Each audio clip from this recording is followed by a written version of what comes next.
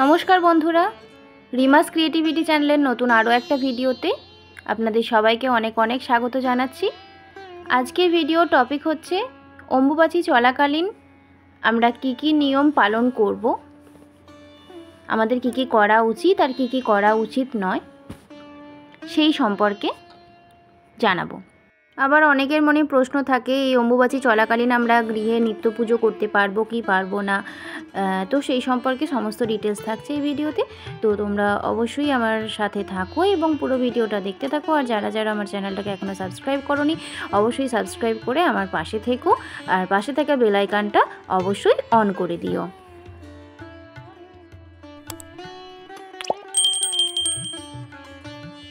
লোকবিশ্বাস মতে আষাঢ় মাসের 7 তারিখে মৃগশিরা নক্ষত্রে 3টি পদ শেষ হলে পৃথিবী বা ধরিত্রী মা ঋতুময়ী হয়। এই সময়টিকেই অম্বুবাচী পালন করা হয়।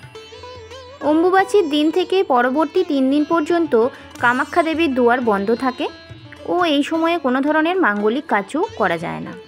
চতুর্থ দিন থেকে মাঙ্গলিক কাজে কোনো বাধা থাকে না। দেবীর পুজো এই কদিন স্থগিত রাখা হয়।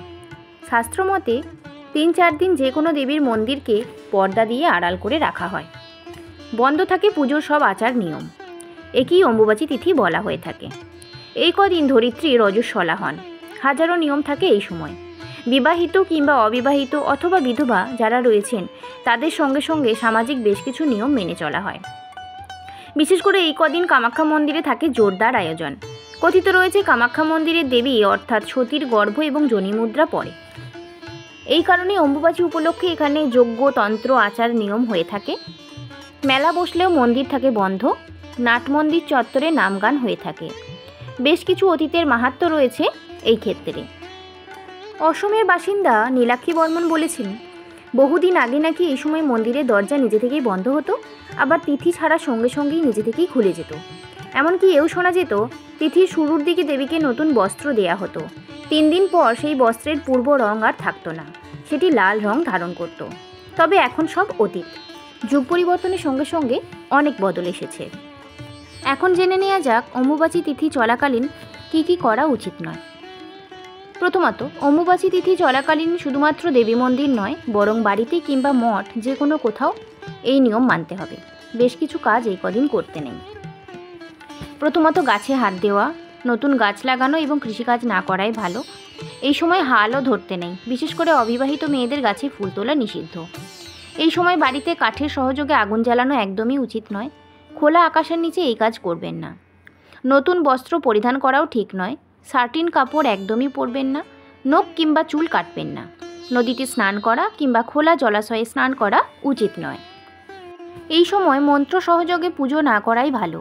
কেবলমাত্র ধূপ দীপ সহকারে ঠাকুর প্রণাম করবেন।